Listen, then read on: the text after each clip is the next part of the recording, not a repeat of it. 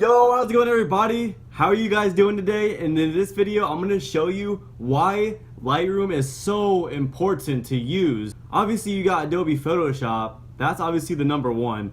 But Adobe Lightroom is slept on so much. It's honestly the easiest, fastest, and quickest thing to use to get great photo edits. And in this video, I'm going to show you how to do that and show you how you can basically fix the exposure, the shadows, the highlights, anything you can think of.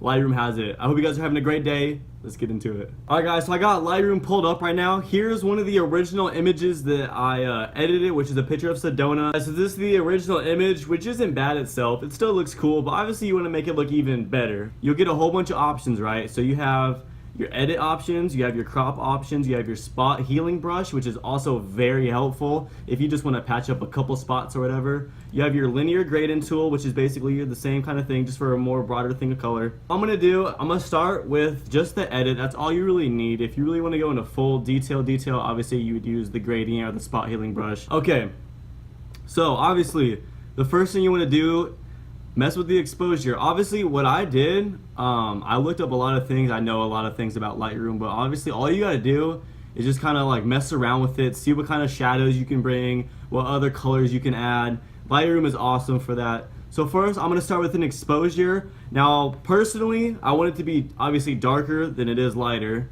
just off of personal. So what I'm gonna do is I'm gonna probably bring it to like 138 or whatever, anything in that range. The contrast, I would definitely want to bring that to the right, maybe to 30. So what that's gonna do is obviously kind of change the brightness of the sky and all that. So I'm gonna change that to 40.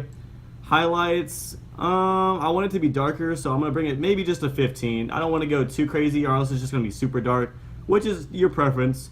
I do want to add shadows, so I might just bring that to 18. So right off of that, with changing only 5 exposures and edits, you can already see a major difference in the photo.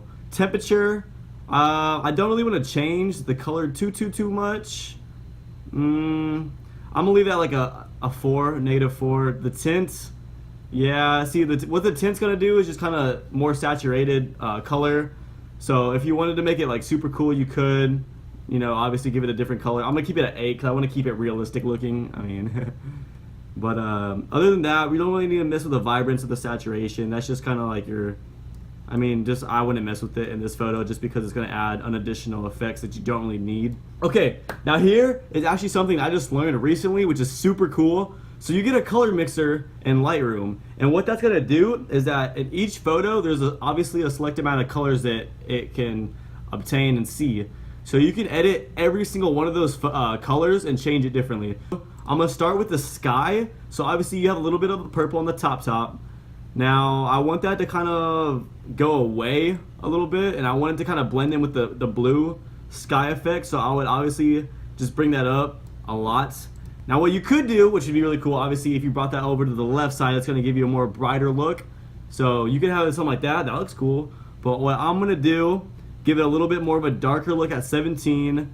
Don't really want to mess with the saturation too much. I want to keep it kind of light, so I might go back to like 10, 11 on the hue.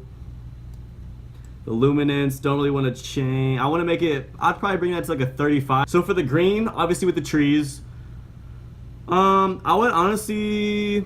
would make that maybe a little more of a darker green just so you can kind of see it a little bit more. So I might bring the hue all the way over and probably luminance to like 40. It just kind of adds more of a darker color to it. For the main rock right here, what you could do is add a red effect, which is kind of cool. So you can mess around with that. If you went to like 30, you can see that's you know, a big difference right there. I wouldn't really mess with it with the saturation nor with the luminance. I'd keep it like right about that. That's basically the great thing about the color mixer, is it already has like a whole bunch of selected, it's already selected a whole bunch of colors, so all you have to do is really just edit which ones you want to mess with specifically. You can look at the original, which is that.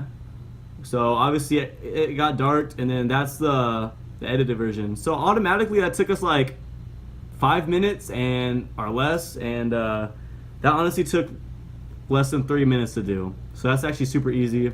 Now clarity, if you want to add more detail, you don't want to add too much or it's going to get rid of the quality. Dehaze is kind of cool too if you wanted to add like if you wanted to bring it back and kind of like go like with a retro. Obviously that looks kind of retro-y, but off of preference, I'm gonna just add it to like 50, like 35, just to give it more of a darker color.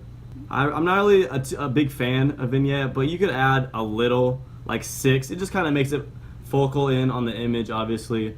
And grain, just kind of add like each little pixel will have a little like a dot on it, just kind of give it like an old school retro effect. Sharpening will obviously also increase the detail in the image. You don't want to do too much or it's going to ruin the quality. And that's basically it. So we went from this original to that, and it literally took no time. But for basic editing of pictures, super easy guys, super easy and super effective. Adobe Lightroom, you gotta get it. Photoshop is there. You can combine both of them if you want to make something spectacular, which all creators want to do. So I can get into that in a different video. That's basically it, guys. If you guys want me to do other videos, which I also plan on doing, now that I got the new everything that I want to do, I want to start coming out with new, tutorials and everything, just kind of to get more people involved with Photoshop and everything. It's a super awesome tool to learn. But if you want me to keep creating these videos and tutorials, comment what tutorials you want me to do. I'll definitely come out with it. I like doing these videos, so. And just anything else. If you enjoyed the video, make sure you guys hit the like button. If you guys like the edit, if you guys want me to do more into depth, really fine, just let me know down below. But that's basically what we did, guys. We took this original image, made it look super awesome and cool. So it's super easy to make everything look super awesome, guys. If you guys like the video, make sure you guys hit the like button. I hope you guys enjoy the tutorials. I hope you guys are having a great day. Keep doing what you're doing. If you're doing school, work, keep pushing it. Keep doing what you need to do to be successful and better every day. Hope you guys are having a great day. I'll see you guys next time. Out.